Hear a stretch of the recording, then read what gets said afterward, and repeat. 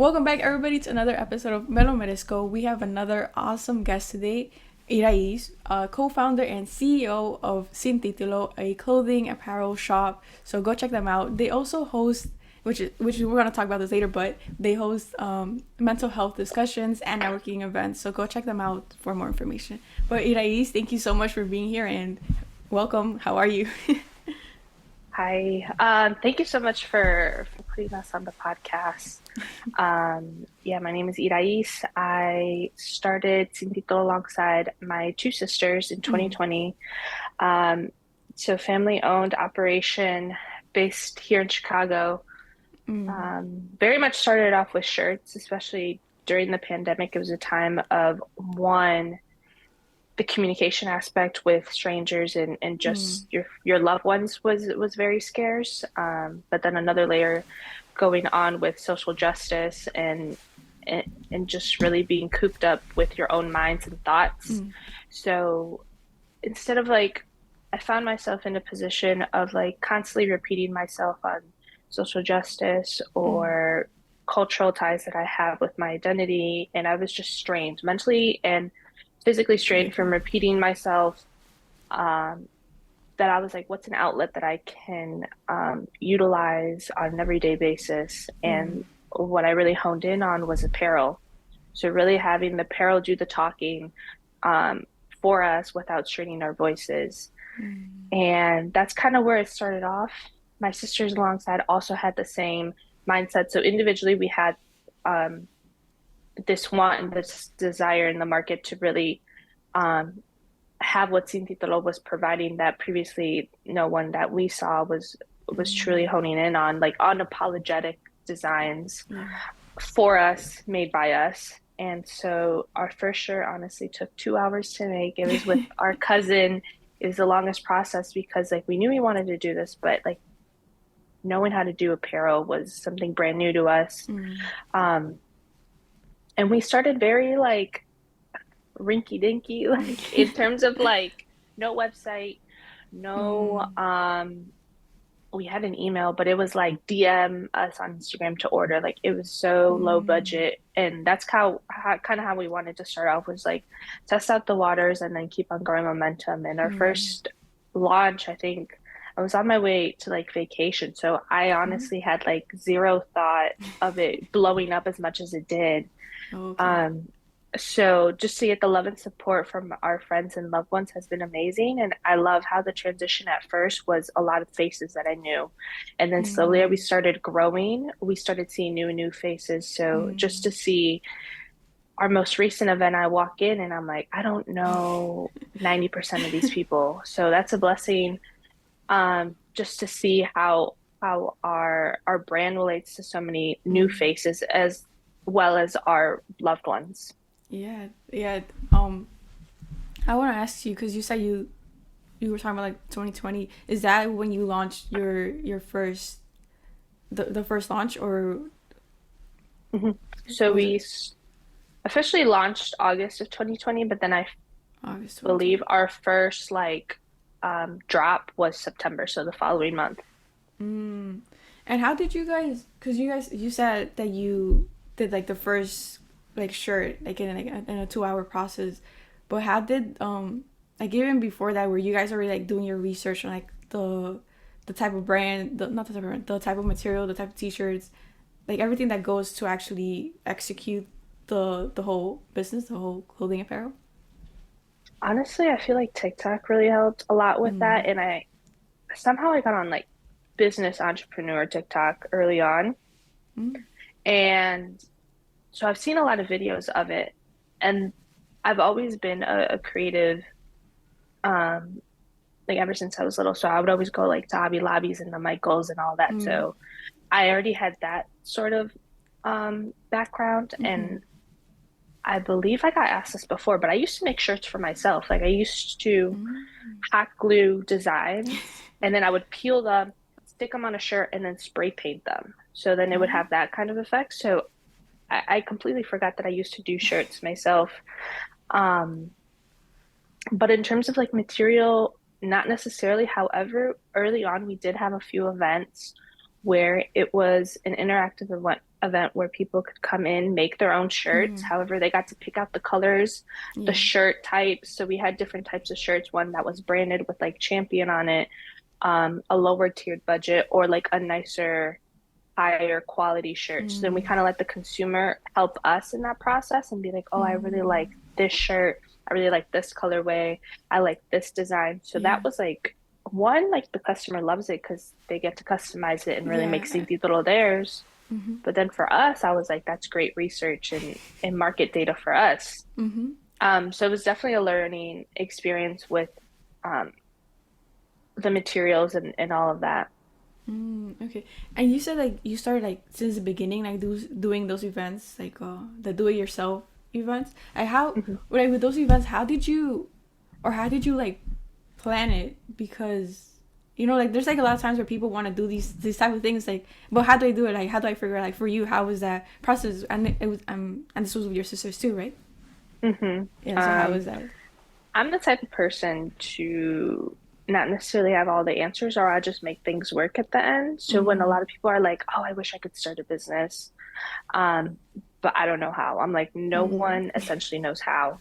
So if you were waiting to be 100% ready mm, to have all the materials and all the resources and whatnot, you'll never be ready. It's a learning yeah. process. So you kind of just, I'm a person to just kind of like go in, I'll set a date and I'll Mm, tell everyone, I'm like, okay, that's my accountability to make this happen. mm, So in terms of venue, it was outside of our courtyard in our apartment. Um, mm, so the shirts were made up here because we have materials like machinery that mm, requires a lot of electricity, but downstairs was where everyone was able to look at our books, and we had mm. like a little we had a DJ, we had some games out, but Oh literally wow. like going to Target and getting like a bag set for people to play with. The DJ was a friend, so then we connected with her. We made like a little DIY like Mm. drink station. But honestly, like we just used our front yard, Oh. not even that much decoration. Kind of thought of a process. And honestly, in terms of the logistics, because you're making all the shirts by hand, Mm. that was a learning curve for us. So then, honestly, what was the best policy was doing an event, learning from that, and then doing better on the next one and the Mm. next one. Yeah. Um, and then in addition, really having our friends and family like help out. Because it was a lot for two people. Like my sister was the one making the shirts. I was the one kind of hosting and like Mm. explaining the process to everyone. And then we Yeah. realized we needed someone to help with the bar and the drinks. And then we needed other assistance with just like I needed an assistance with all the shirts and not messing up Mm. everyone's orders and just staying on track. So like I said, it's a learning experience. I Yeah. feel like the best way is to kind of have like a shell of what you want and possibly some assistance outside of like Mm. your business and just learn from it each and every time. And people understand. We never really got anyone of like, oh, like you took X amount of time. Too long. Everyone they know that they're making that we're giving them a shirt that they selected in real time. So Mm. at the end of the day, everyone was happy on both sides. Oh, that's awesome. So when you were starting, because I was going through, I I think you have two social medias, right? Like one for Sin Titulo and then one like personal, but you also hmm like promote your stuff. But I saw that you didn't like started posting until like 2021, but that was also like not as consistent, at least from what I saw. But I saw that you also had like a lot of success, like you're already doing like events and stuff like that. So how are you, was it mostly like word of mouth, promoting your business, the clothing apparel? Definitely Instagram has been Mm. our bread and butter Yeah, because I of was looking at TikTok. yeah, Yeah. TikTok. So TikTok was a way for me to just like get to watch TikToks. I didn't even want anyone to Mm. know I had a TikTok at first. Mm. Um, so then I remember, I think my sister Diana, she has our business one, Mm-hmm. but no, TikTok, we honestly I just started posting. I think I posted one video and it kind of blew up. And I saw Mm. that there was like a market for us to be on that platform, but to be honest, TikTok kind of gives me anxiety sometimes with like posting. and just making sure like a video is perfect. I'm like, you know what? People Mm, don't really care if it's perfect. We're yeah. on Instagram. That one we've been posting on consistently. That's always like Mm, our go-to. yeah. And how we connect people to our website is usually like if we have an event, we're like, okay, link in bio to RSVP. Mm, And then that's how we get them to our website. So our yeah. website and our Instagram are kind of like tied in together. Okay, that makes yeah. Because I didn't really check your Instagram because I'm more in TikTok. So for me, it's like okay, like usually when I find people that I want to have on my podcast, it's like through TikTok. Yeah, that's interesting. Okay, now I have to go Mhm. check your Instagram. So everybody who's listening, go check out Instagram instead, and their website. Okay, I have another question because in the TikTok you also mentioned how or you did a video where your mom makes the beanies, like handmade beanies. hmm How did that start? Like how did your mom became part of that of like your business? Yeah. So growing up, my mom always made us these hats or these Mm-hmm. little like winter headbands. Mm-hmm. Um, and then when it was Christmas time, my mom would always ask like, "Oh, what are your friends' favorite colors?" So she just loved giving them out and loved making them. So that was her little creative outlet, just in terms of like she really couldn't monetize on it. She's like, Mm-hmm. "But it makes me happy." So um that's what we kind of grew up on. And I don't know essentially how the beanies came in, but maybe I don't know, but I just knew. And I think my mom also knew. She was like, hey, like, I see that you guys are doing so well with this. Like, if you Mm-hmm. want, like, I could have my beanies, just like a typical mom. Like, she's like, let Yeah. me know where I could help. Oh. And then we first implemented the beanies, which is so nice. And she gets so excited when someone buys one. Oh. Um, and then she also makes the flags that are The behind me. awesome. And these are really one of our like best sellers in terms of Mm-hmm. like, especially just knowing that my mom like handmade this and she didn't even know how to make these flags prior. So like the beanies, It was like her she's modified expertise. and perfected, right? Mm-hmm. But the banderas, I was like, Mom, like I really want to sell something similar that kind of represents our blended culture. Mm-hmm. She's like, I'll figure it out. And she figured it out and now she can whip through them like left and right. Oh, So that's awesome. that's how a layer of just like not only like generational wealth for myself and my sisters, it's now like my parents are also beneficiaries of our brand, which is a beautiful thing. Yeah, it is. It's so awesome. When I saw that, I was like, oh, that's, like it's just awesome. Like especially like, when your parents like support you and then being able to be part of that. That's awesome. Mhm. During your experience when starting out and like even now like the success that you have, um, how is what were some limiting beliefs that you had to like kind of like maybe either overcome or just like still working on? What are somewhat? Limiting beliefs or beliefs that you had where like it kind of like might have stopped you or blocked you. Mm, um, one of the things that I always put in the back burner because there's so many elements into a business was Mm-hmm. like the government aspect of the business. So that's like Mm, registering your business, getting an EIN, trademarking your things. And that just seems like a scary thing because it's like, oh, you have to talk to accountants, you have to talk to lawyers, you mm, have to go on a website that's so outdated that it's not even like user friendly. So all those mm, things kind of I always got away from and I tried to avoid as much as I could. So honestly, like operating without some of those things, which you're able to for actually for 2 years,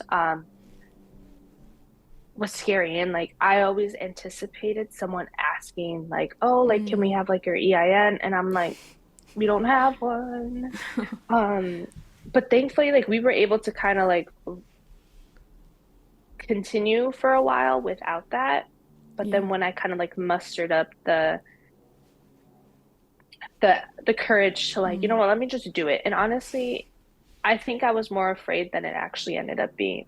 mm, But you're just so afraid of like it kind of felt like I was doing my FAFSA again, where I'm like, I feel like I'm fucking up and I don't want to mess this up. But like some of the terminology and the the language on some of these websites are just so they're just not they're not helpful. Mm, So going through that was something that always kept me like mm, I wouldn't want to say imposter syndrome, but I felt like I was hiding something. mm, And just doing that hurdle and like asking for help and making that leap really helped kind of yeah. ease my mind, but then also set my business up for better success because like Mm, you get a lot of benefits registering your business and rather than just doing it like from a personal aspect and saying mm, like it's your income, it's your business's income now and how you separate the two. But that's still a learning process, and like I can't really rely on my parents too much. I feel like they rely on us to give them that mm, information. It's like, hey, I don't even know that. Because my yeah. dad is also an entrepreneur, so Mm. just trying to go through that process alone and really just making it work at the end of the day.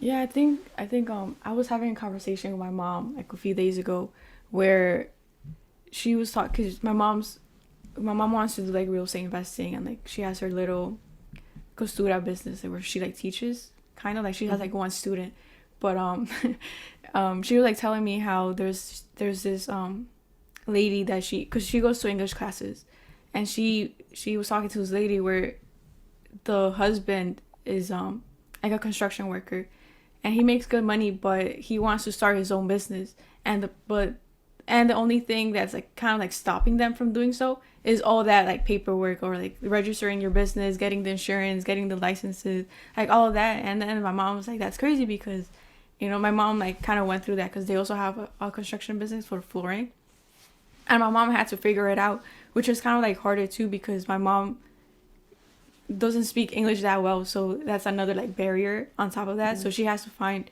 people who speak Spanish as well, which can sometimes be hard to do so. But yeah, it's just like but yeah, like having that obstacle of like figuring things out in the business aspect to have every legal thing set, it's definitely an obstacle that many of us have. Yeah. Do you have any other? Because you also have the mental health discussions. How? Let's talk a bit about that. Like, how did that started?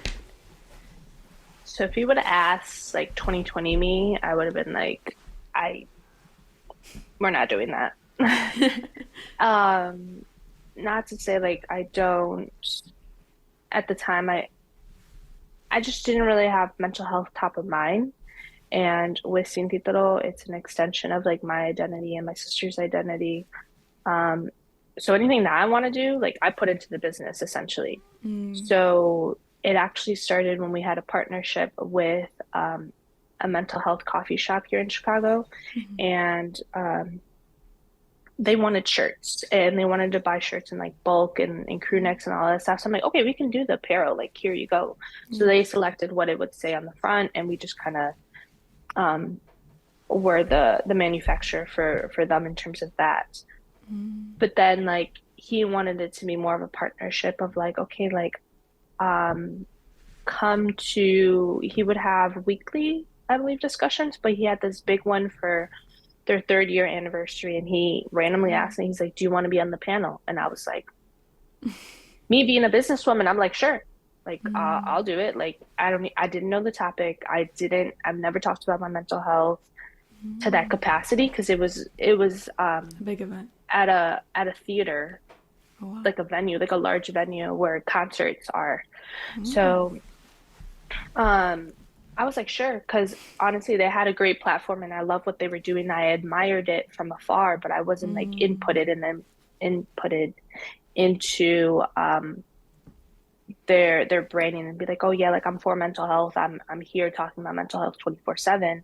So then mm, that event happened and the topic was kind of self-love, but it was very broad. mm. And I would randomly get asked questions. I didn't even know the questions beforehand. So he was asking me Oh questions of wow. like, do you love yourself? Um, Identity crisis with how you pronounce my name. Um, Mm, and that layer. And then I brought in my parents into some of the answers, and I just realized like I had a lot of things built up. And here I mm, am spilling my heart out in front of all of these random strangers. And I Oh. remember I heard my voice crack because I was just holding back the tears. And there was a therapist there that really tied in everyone's thoughts, Mm. from more of a professional aspect, to be like, oh, like your thoughts are valid and X, Y, and Z in terms of his perspective as a therapist. So Mm. then when the event ended, a bunch of people like came up to me of different backgrounds, different ethnicities, ages, and they're like, wow, like your voice in your storytelling is so powerful. Like I felt myself in some of what you were saying and some of your words.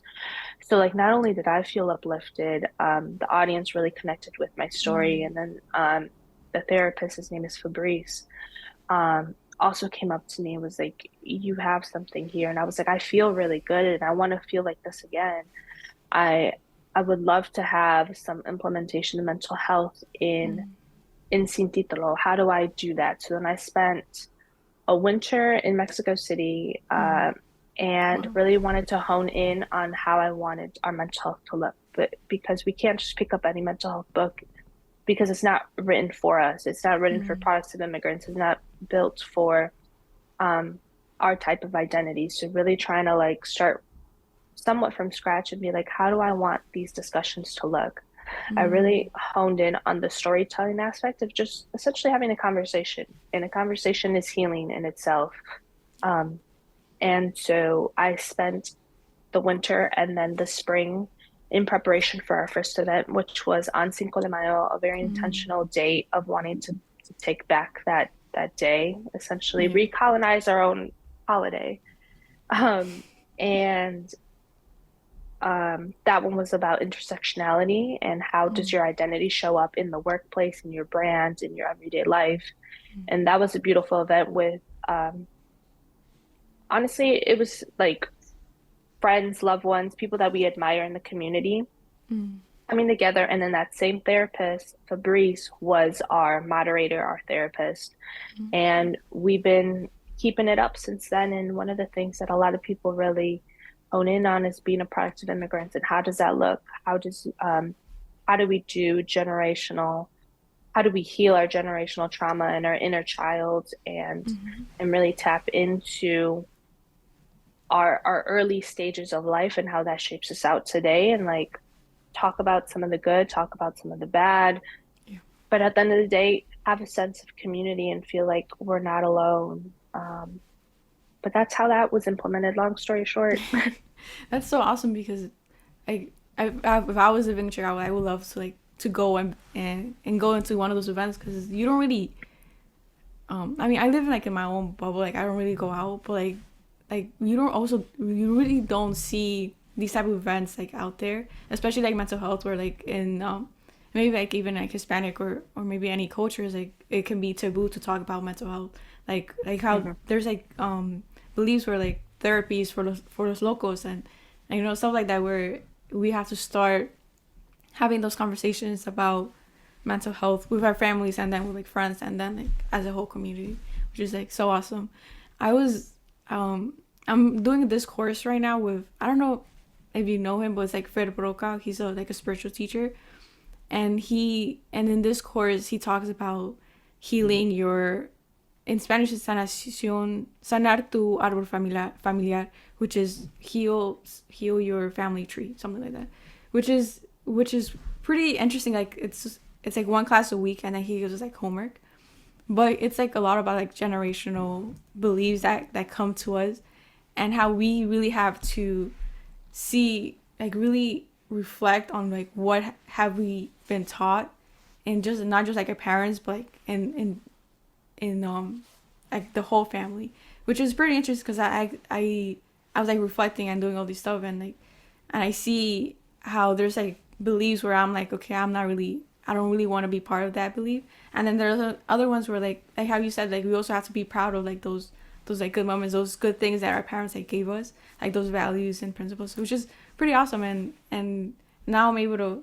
It's not like an event, but I'm able to like reflect like these or have these conversations in a course, which is pretty cool. And yeah, and like Hmm. people who are listening, like you could go check out Fer Broca too. I always like talk about him, so because like with him, like, and with you, like how you had your event with the, where you were like, oh, I don't really talk about my mental health. For me, it was him. Like I was able to reflect more about like, okay, how can I start healing my traumas and stuff like that. That's awesome. Mm-hmm. um, let's. Is there like any other stuff like when you were doing the mental health discussions? What were like some other insights that you might have gotten like during this journey about yourself? About myself, um, about myself, um, I realize I rant a lot and I have a lot to say.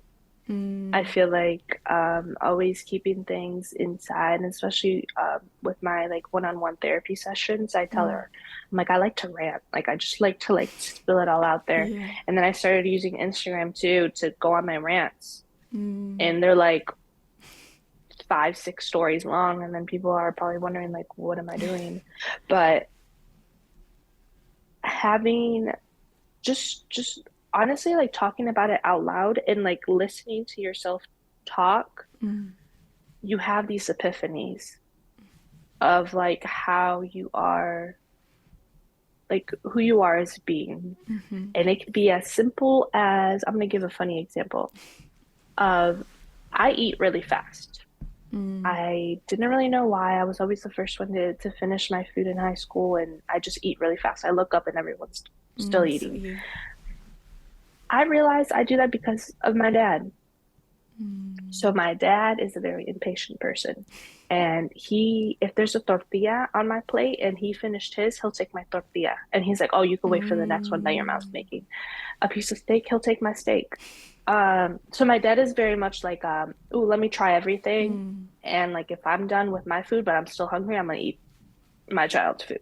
Uh, mm, so that's a funny example of just how like I literally just have to talk, or I just have to observe my life and my habits. And I'm like, wait, I'm connecting that to something that happened when I was a kid. mm, Um, Another example could be like how much I value things and how much I I don't like sharing to an extent. And I think it's mm, because I grew up with 2 other sisters and we're all back to back to back. So we had to share mm. everything essentially. It was always like we were grouped up in a trio. Yeah. So really just like at the end of the day,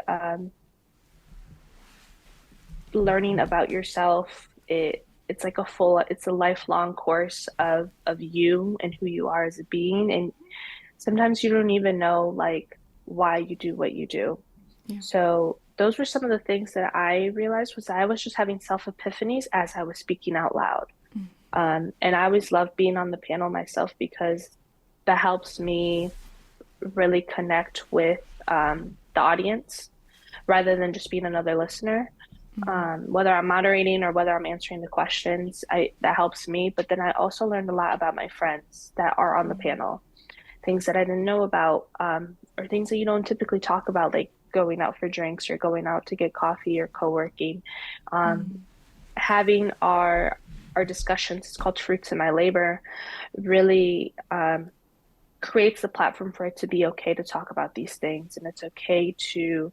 I've teared up on some of the discussions, and they're just powerful because it's like you're talking into the abyss, but then there's an audience there that you feel their presence. And a lot mm. of the times, like those discussions are silent, like so silent, no one's on their phones. Yeah. But the power of the silence just means that everyone's honing in and zoning in on what the discussion Mm. is. Um, but yeah. That's awesome because like again, it's like go back to like reflecting on all these things that you've been taught and like what you've been like telling yourself too, because it's like there's like I don't remember. I mean, I hear this a lot with like the podcasts that I listen to, but how your words are like very powerful, and like sometimes we don't even know what we're saying. Like we just sometimes we're just in such autopilot, or we numb our emotions so much or our beliefs. Whereas like sometimes we don't even know what we believe in, and being able to reflect and like how you have a space where you're able to talk about these things, and or others are able to talk about these things. Like it's really important because then you're able to like to relate, and you have like that sense of like, oh, I'm not alone. Like there's other people who are dealing with these type of things, which is Hmm. it was pretty awesome. There's this video that you posted in TikTok, and it was about your mom, how she wasn't able. It was something like where she wasn't able to, or she wasn't allowed to learn how to drive and learn how to speak English and all of that. How do you think? And I don't know if this is like too personal, but how did that in a way like influence, or did it influence like who you are like It today? did a lot. So growing up, my mom, and today she's a very compliant, Mm. I will say submissive individual. But that's kind of how she grew up, was like to end up being a submissive wife. Mm. Um, and I didn't I knew when I didn't know growing up, like I became the polar opposite of my mom in that aspect. I was Mm. the rebel. I was the one that always spoke up. If Yeah. someone said something bad to me, I would come back Mm. and say something bad back. Yeah. And that was just because I was conditioned not to be like my mom in that scope. Yeah. So when it was time for to leave from the family party at 2 a.m. and I was ready, my mom was ready, and it's like my mom was always so scared to go talk to my dad, because then you Mm. come up with the public rejection of like my dad degrading my mom and be like, no, go over there. Mm. I'll say that we're gonna leave when we want to leave. And me Mm. being seeing that at a young age, I was like, I'll go up there and I'll go do it for you. So Mm. then being that little kid that would talk back to their dad and being like, Dad, like it's time to go home, like it's 2 a.m. Come on. Um, so I was like my mom's little warrior in that aspect. Mm. So even today, I see it so often. I'm like, Mom, like you want to do this, but like, why don't you want to do it? And then she's like, Mm. well, your dad, blah, blah, blah, blah. And now that my sisters and I are adults, we're able to kind of do some of the things that my mom wants to do. Mm. Um, because we don't necessarily need our dad because back in the day, like he was the one that drove us. He was like Mm. very much the driver of the whole family, which in a lot of families, that's the structure Yeah. of the household. But my mom was not allowed to drive. She didn't learn how to drive until I believe, in high school, and that was just Mm. because of necessity. Um, my mom was not allowed to take English courses because that was too much freedom and too much liberty, I suppose. Mm. My mom grew up not having friends, because that was a reason for her to be outside of the house, and my dad did not like that. Not to Mm. say like my dad was a villain 24/7, like, but there were a lot of things that he was also conditioned into Yeah. believing that he should be a husband and he should be harsh and he should have his wife in check 24/7, to so an extent like my dad was also conditioned to be of these characteristics. Yeah. And I think, sorry, I just want to add that in the course that I'm taking, he really emphasizes that thing that we shouldn't judge like our parents or our family members for like who they are or how they're implementing, like good or bad, Hmm. because that's what they've learned from their parents and like from generations back. So like we're like listening to these things where like we might judge someone, but it's like, but no, like you also have to put yourself in those shoes. Like how did he grow up, how did your mom grow up? Like those things that lead us to be who we are right now. So like, yeah, I just wanted to mention that because that's really important. Absolutely. I think that's really important. And that goes to like that same philosophy and everything. Why a lot of individuals don't know about like or understand immigration and immigration rights is because they don't put themselves, they dehumanize that aspect. So in anything in politics and any social justice standpoint, it's like if everyone just understood the other perspective or put themselves in that situation, Yeah. that's when you truly know. So that disconnect of you not wanting to put yourself in those shoes, that's when Mm-hmm. people are like, no, like X, Y, and Z. Yeah. Um, but yeah, that philosophy is very important. Um, did you want to? I know I cut you off like middle. Did you want to finish your thought or? That was pretty much it. That was pretty much. All right. I want to move into like the money aspect. I think like money beliefs is also like another thing that is very taboo in at least in the Hispanic culture or at least in the Mexican culture, like or in my experience, like we don't Mhm. really talk about money. So for you, like now in the business aspect and then like personal aspect, how has your relationship with money? How's your relationship with money like grown into like learning how to manage your business with money? Well, manage your business in the your business in the money aspect, and then your own personal finances. Mm,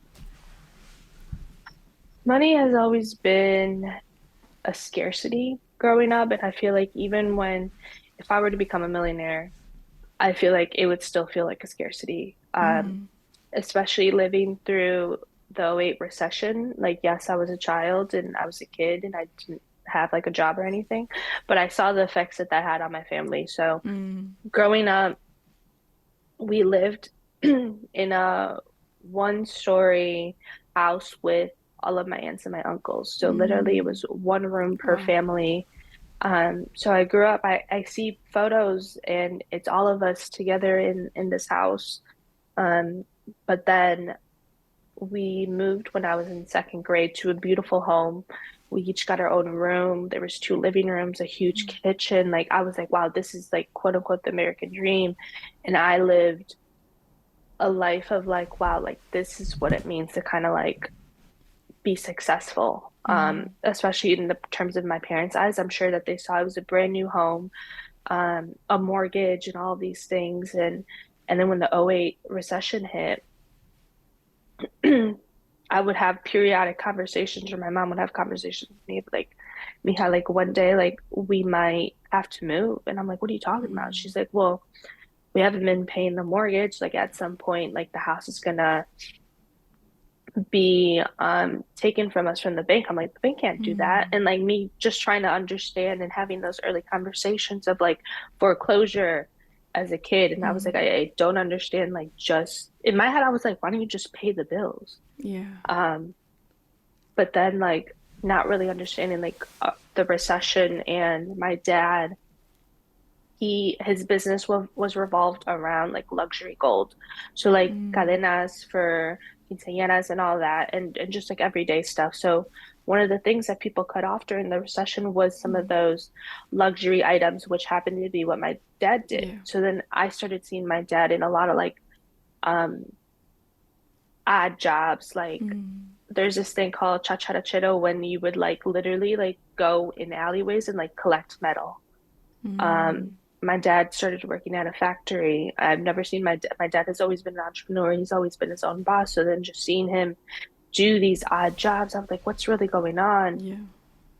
And then it was finally my senior year of high school where the house was foreclosed on us, and I had to end up living with my aunt so I could finish off my final year at the high school that I started in. And then my Wow. parents had to go back to that same house that all of our family members grew up in.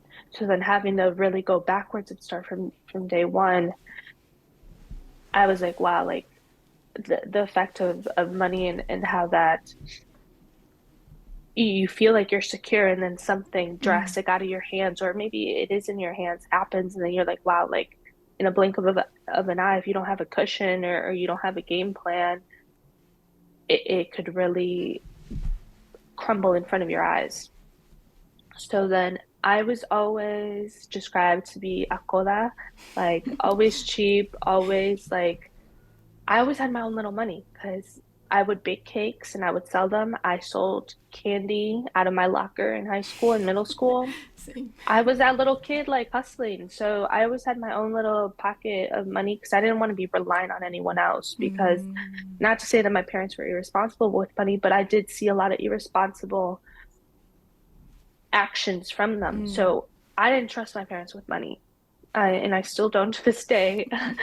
Um, just because like once again they weren't taught to invest, save, all of these things. And I'm still like trying to learn it and trying to catch up because as a first Mm, generation kid, I feel like your salary to an extent, I was the first one to have a salary in my family. And wow. just like the thought of that, the first time my dad saw my W-2, he's like, "You make this amount of money?" And I was like, "Yeah, it's so little. It's like entry level." And I remember the accountant was like, "Yeah, that's what you get for going to college and all this stuff." And not saying like college equates to a good pay or anything, but I was the first one to really like figure out like a 401k, Mm, have my own insurance, thankfully, and all these things. But my salary, to an extent, was I had to share out that salary. I had to share mm, when with my grandma and her medical expenses. When something happened, they would call us up and they'd be like, "Okay, like how much can Irais give? How much is my mom gonna give? How much are my sisters gonna give out to mm, contribute to this pool?" So there was always this constant like, okay, like yeah, sick, everyone pitch in, and medical expenses are not cheap. When my parents, it's pretty rare, but sometimes my parents do ask me for money and mm, I lend it out to them and they end up paying me back or paying for lunch, paying for all mm, these like random little things. yeah. But then also too in a layer, like I did grow up very like frugal, but Mm, then once I started getting a salary, I'm like, I like nice things. And I feel like people that come up from a low and middle class income, you become very materialistic. Like we are one of the most mm, materialistic individuals because it's things that we don't have or things that we didn't grow up, things that are glamorized. And that's something that I learned in my mm, marketing class in college. So then I started buying a bunch of shit. And I'm like, what happened to the frugal me? So now it's like an mm, imbalance of like trying to be frugal, but then also trying to treat yourself. And we always get told, like, oh, like you deserve that $8 coffee. But I'm like, do you deserve it every single day? And then it's like a slippery slope of like, don't get into the habit of these things because then, like, how you grew up and how your parents grew up, it could easily reflect and be affected for you. So there's a lot of layers into money, I'll be honest. Um, any type of like money discussions with my parents, I usually get frustrated with because mm, they expect me to be a certain way and I try to keep myself accountable and try to keep myself safe mm, in terms of finances. But then one of the things in like Mexican culture is like your money's my money. You have to help mm, out family members, blah blah blah. Um, so it's a process, and I feel like right now I go through waves of like trying to be financially stable, and I am, but then there's times where it just slips a little, and I'm like, oh, like I have to mm, get back to it. I have to yeah. get back to it, but then it's like once you slide down, it's really hard to get up. It was easy to go Mm. down. It's easy to spend It's money. super easy. But then it's like once you start cutting off those costs, and I love to travel. Like that's one of my things Mm, on like TikTok and on the yes. business. We have a blog for it. Was I love to travel, and sometimes that's my little slippery slope. Is like I love to Mm, escape Chicago winters.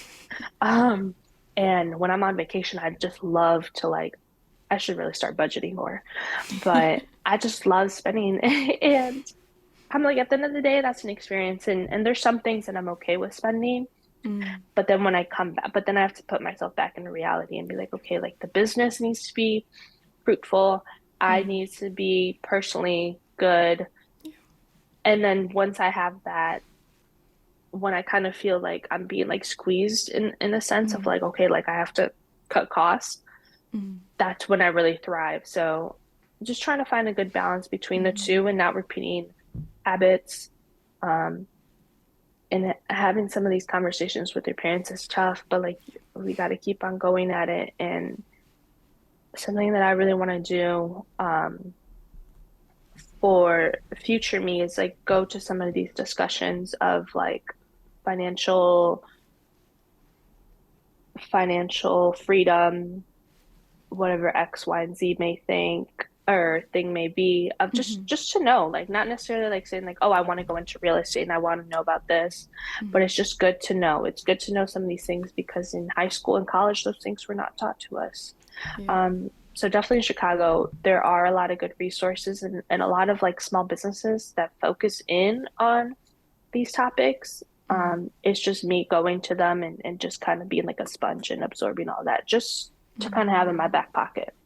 Yeah, I want something I want to point out with you was the setting boundaries like family members, because Hmm. like yeah that's I had a podcast interview with, I don't know if you met Genesis or heard about Genesis. It's like her handle's like genuinely Genesis. Oh No, yeah, I think I, so. I well she I interviewed her a few weeks ago, and she was talking about how because she's a mom, she's a and she has a 9 to 5, all of that. But we were talking about money in at some point, and she was saying how she doesn't let her family members like use her money, like or borrow money in that sense, because it goes back to like beliefs, like where it's like once you have money, it's like they could start asking for money. But she Hmm. said she told me how she doesn't give her money, but she tries to help out in other ways, but not financially, because that's a boundary that she had to Yeah, put. But it's like really that's important. important. For you, have you done or not done like read any books or any course, maybe videos where you started like educating yourself in like the financial aspects? Mm, I have a bunch of books. During last year, during Hispanic Heritage Month, I bought a bunch of books, Mm, and I wasn't much of a reader, I'm gonna be honest. But this year, I've really tried to hone in on like reading a book a month. mm, And they really focus on like latinas stories, mental health, not directly mental health, but like mental mm, health related books, yeah. financial books. So I haven't gotten into my financial books yet, Mm. but the one that everyone talks about is like what's it called? Like Rich Dad, Poor Oh, Rich Dad, Dad Poor something Dad. like that. Yeah. That one's in my room. I need to read that Mm. one. Yeah, that sparks Um, like a lot. uh-huh. Um, there's a couple others that I don't truly fully, but I would recommend, I have 3 journals. So one's for mental health. So one's like my everyday stuff. One's for Mm. traveling journal. And then my third one is like a financial planner. Mm. And for me, what I realize is that if I just keep on writing down things and I see like the problem or my goal in Mm. front of me, that just helps me keep myself accountable. So then in the book, it has structure, so it's just not a blank page. It's like, okay, what are your goals? Why are they your goals? So then really putting Mm. reasoning behind your goals. Once you have intention with your goals and not just a goal just to say that you have a goal, Mm-hmm. that's when you start seeing a difference. Yep. So even like books like Atomic Habits and just creating like a um good resources on your why helps a lot. Because I've noticed I've read books of like finance and I'm like I get bored because I'm like I feel like people are just telling me what to do, but I need to have a reason behind it. Mm. So I guess my 2 cents on like finances is like don't just have a goal, just have a goal. Like figure out your why. And once you have a why, that's going to be your self motivation on wanting to keep up with it. Just create like small little goals that Mm. have good intention behind them. Yeah, yeah. And one of the books that I always recommend, or a few books, like one of them is like Rich Dad Poor Dad. The other one is Think and Grow Rich, The Secrets of the Millionaire Mind, The Psychology of Money. Um, I think those are the ones that come to mind. But then like other in like podcasts or like videos from YouTube, like people that I recommend too is Eder Campos. He's more like in like the, you say like spiritual side. I'm not spiritual. I don't know, like yeah, I could go search him up, but he and he's in Spanish, so you speak Spanish, like go check him out. But he talks about how in some of his videos he talks about money and how money is energy, and Hmm. so because it's energy, you really gotta be intentional with your money and not treat it as a like scarcity, or it's not like those beliefs you have money about like words like limiting like like so call that like those type of things, like why, like you gotta go into like why am I call that, and then it goes back like it like breaks down a lot of like stuff. And Mm. one of his videos that I watched like end of last year was where he was talking about, or he gave this exercise where you like wrote a letter to money, like because like he says how money Oh, is your friend, so you gotta treat it as your friend. So again, it goes back to energy. And then in this letter, you have to. It was it was don't like quote me on this. Like go watch the video. I'll probably like link it on the description for those who want to see it.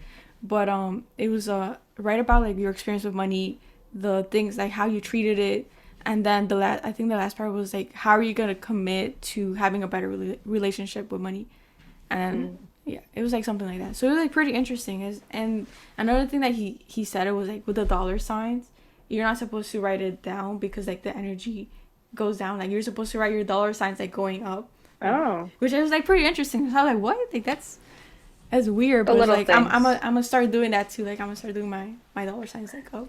So yeah, like Yeah. those stuff like we don't really know about. Like if I didn't know about those stuff like until I started watching him. Let's see, de todo mucho is like also like a very like a personal development podcast. It's in Spanish too, but they have some guests where like they talk about money. But yeah, I just like recommend like not just going into like the logical side of money like when you're trying to learn. Is like go into like the emotional side too because Hmm, you hmm. see like a lot of patterns not only in yourself but like the family members also have, so that's really really important. But yeah, Yeah, just my 2 cents right there. I um like that. and let's go with the last part where I want to talk about your travels because you said how you escaped your Chicago winters like to go travel. Hmm.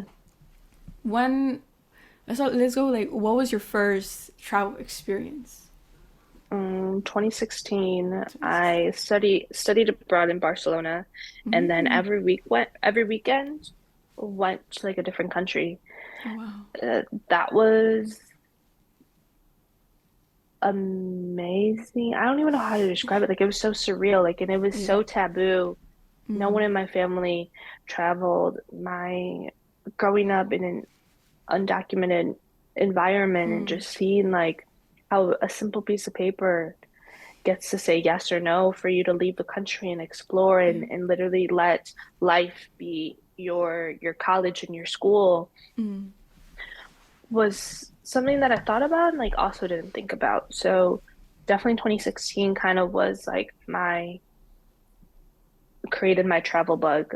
Mm. And then during college, it was a little bit more difficult because obviously like college salary or college student budgeting and all that.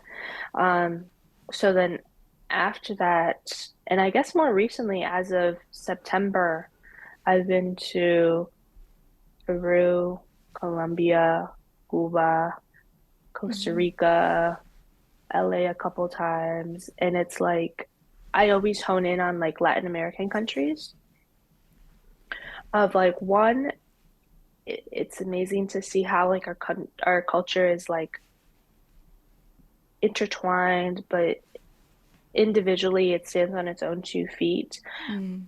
where you go. And especially just always connecting back and like keeping up with my Spanish is something. Yes, I could talk to my mom each and every day about in Spanish, but Mm. going to a different country and fully immersing yourself into the culture and the food and the language is a beautiful thing that it's one of my reasonings to travel. Um, but then also like to an extent, like my mom travels through my eyes, and sometimes I feel guilty and I wish I could bring her up in my little suitcase and take her with me. But I've gotten a lot of backlash for traveling as well because one, it's like, shouldn't that money be put into your family? Like I've been told that. Um, I've been told, I think it was a joke. Hopefully it was a joke, but there's always some truth in jokes. I'm a drug dealer and that's how I have money. I there's a lot of toxic people in families. Oh my Um, god.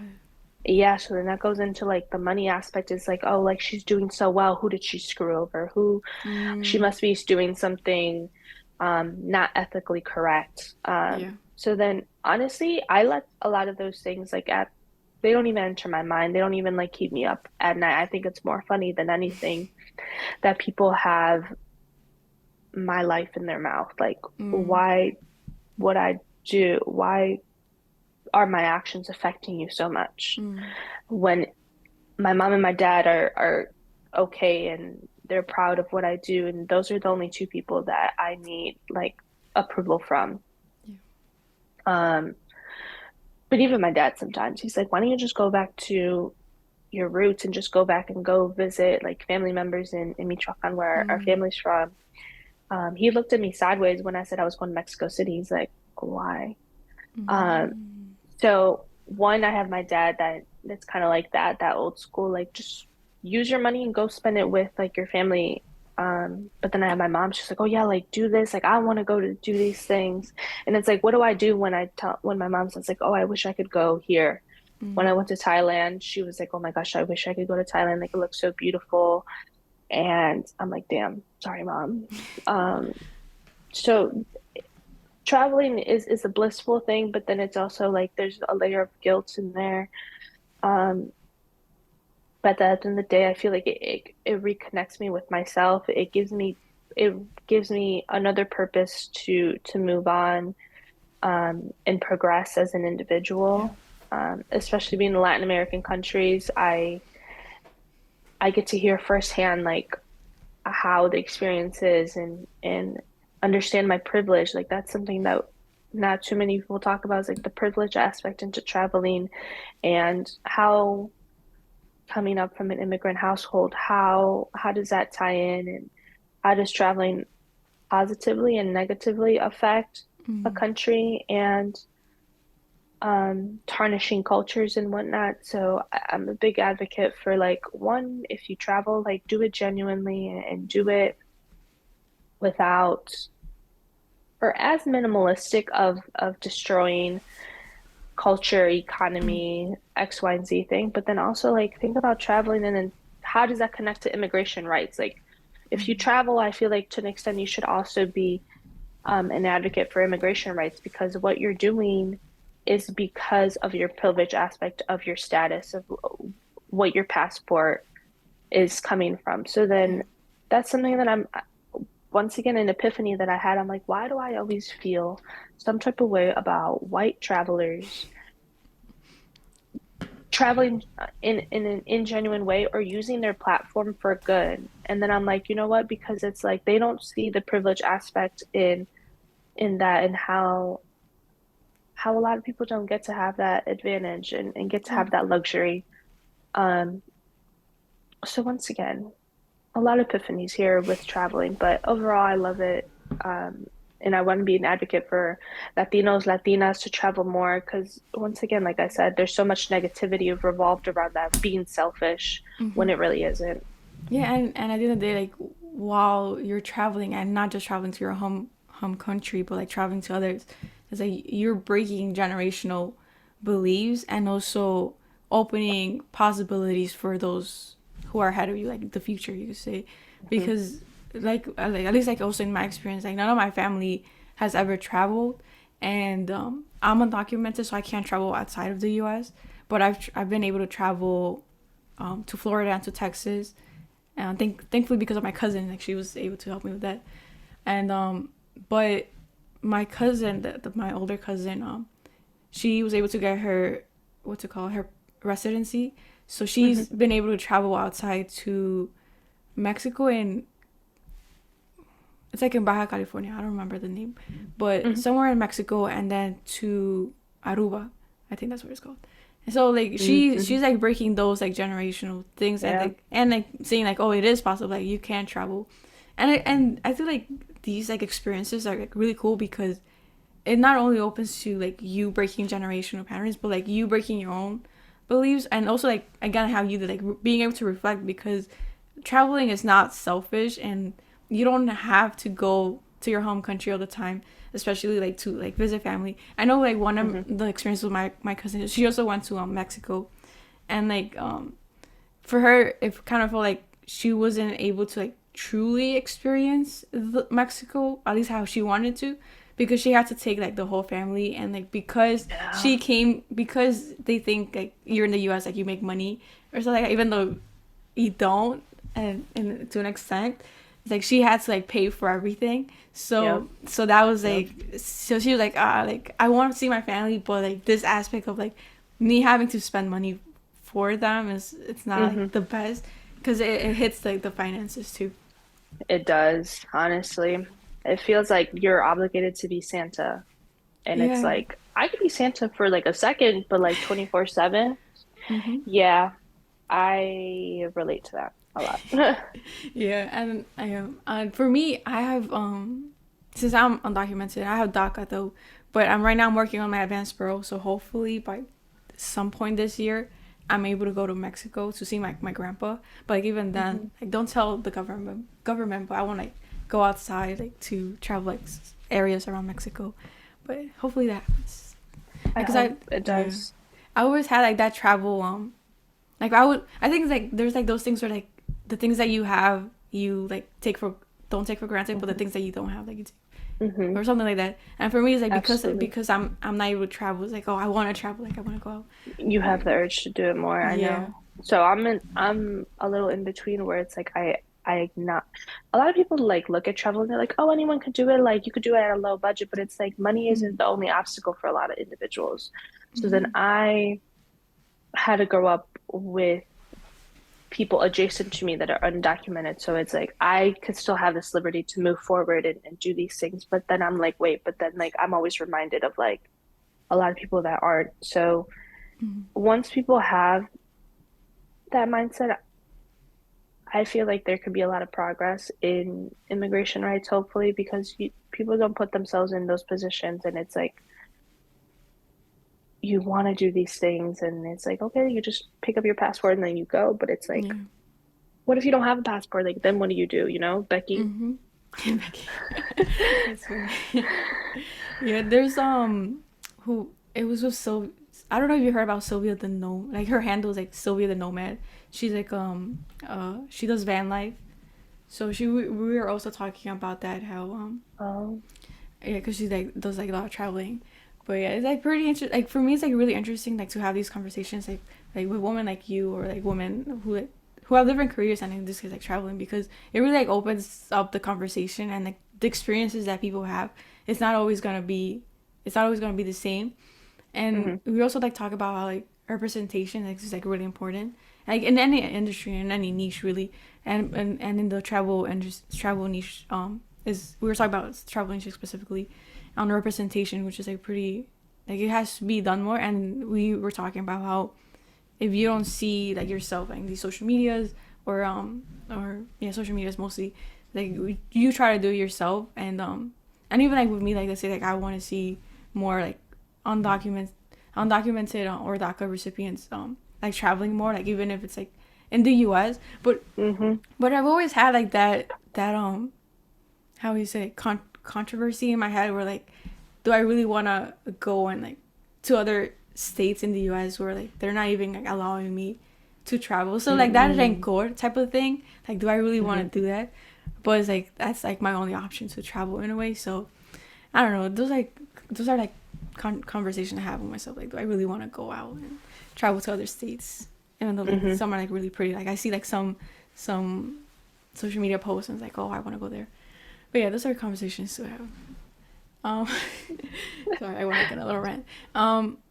Before we end, because we're about an hour in, I want to ask. I usually ask this question: what were your top experiences through this whole journey in Sin Titulo, and then like in your personal life as well, if you have any? I'm pretty sure you do. But like your top experiences that you had, like achievements, wins, like small or big, any of those. Mm, we are an online store. However, we got an opportunity to do a pop-up like in a physical location for Mm. 2 months. So when we Mm. opened that up, that was nice to have a home away from home for Sin Titulo. Our first event, it was it was one of the first events after COVID. I Mm. remember that. And we got like over 100 RSVPs in this space. Oh. I think only the space was not allowing 100 people. And we had a line. We had a Oh. line, and it was hailing or snowing, one of the two. And people were waiting in line. Wow. I I came outside and I gave people shots, like tequila shots, to say thank you for being in line. So that was one of our earlier accomplishments. Mm. Um, Let me think what else. Our Sin Titulo Cinco de Mayo. first mental health discussion was really nice because it was a full fruition of what I've been working on for months. Mm. Um, we've gotten a scholarship with Soho House in terms of like working on projects, and that project Mm. was actually the Cinco de Mayo event. So Mm. having resources like corporate resources has really helped um, elevate and really speed up our process on what we want to do. Mm.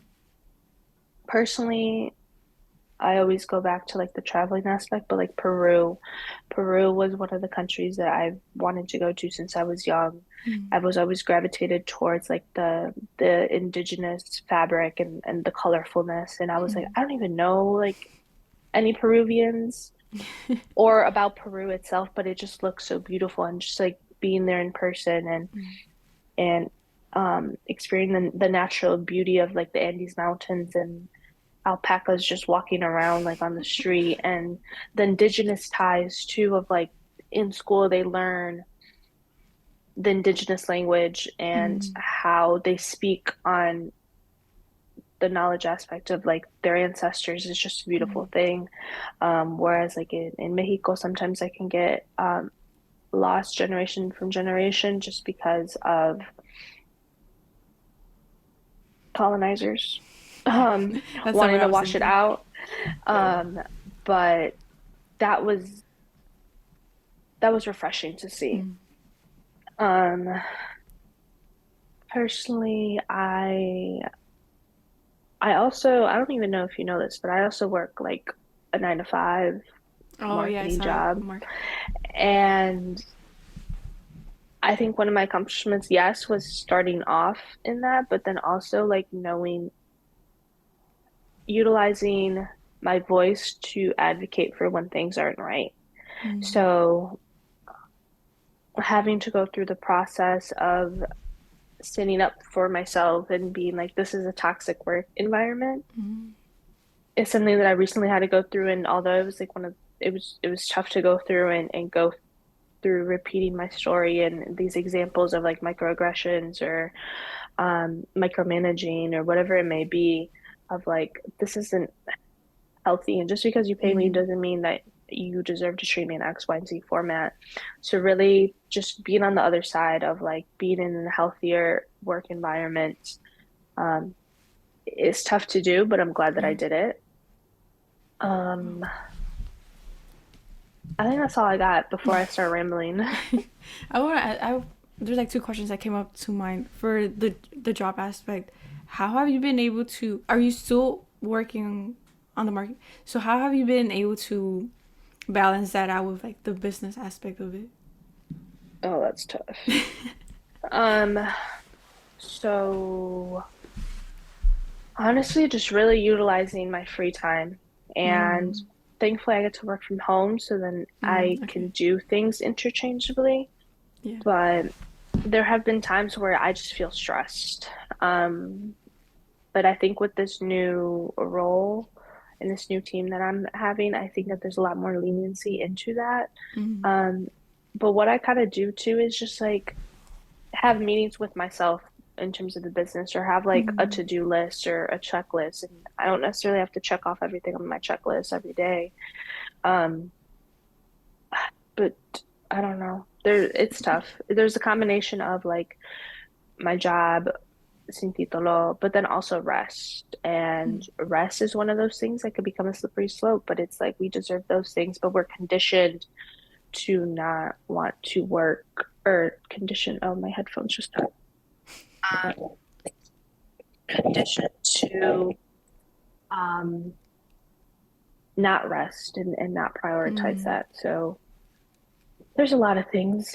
There is Yeah. no one simple answer for that because I'm still learning on that.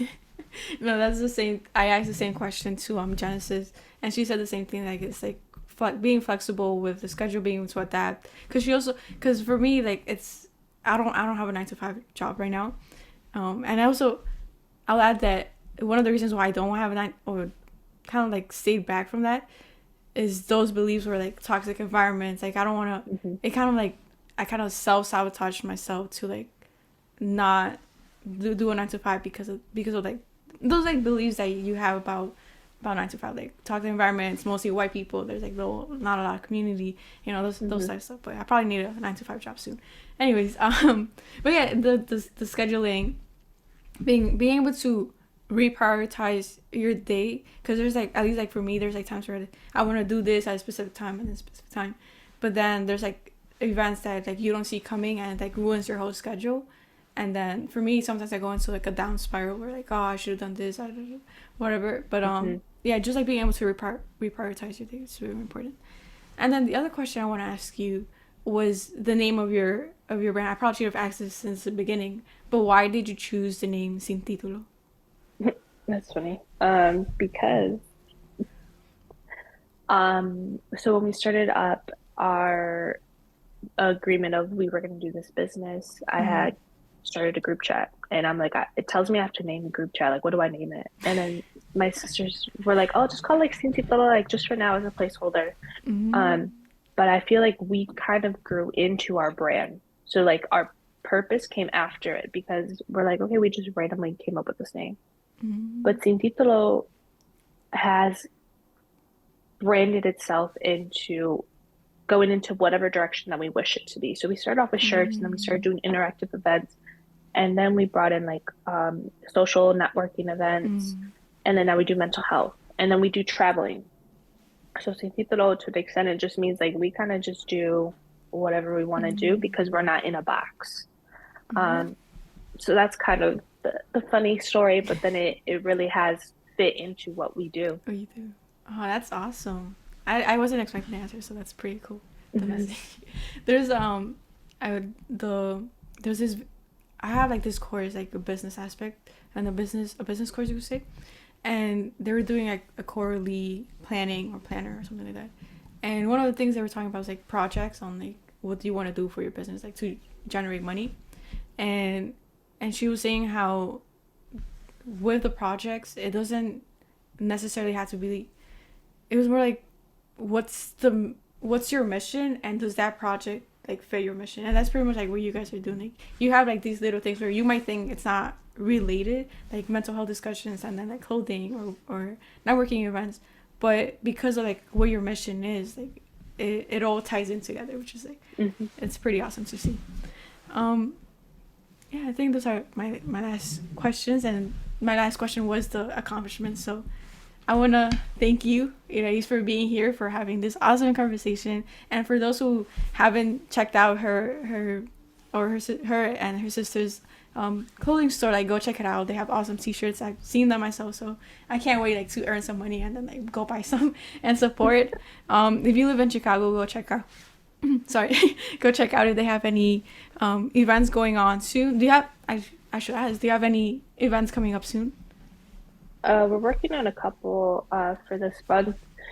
Because we're an online store, we like to do pop-up shops of Mm. just like connecting with our customers again. I also am working on our next mental health discussion. Our last one sold out, Wow. and that was a lot.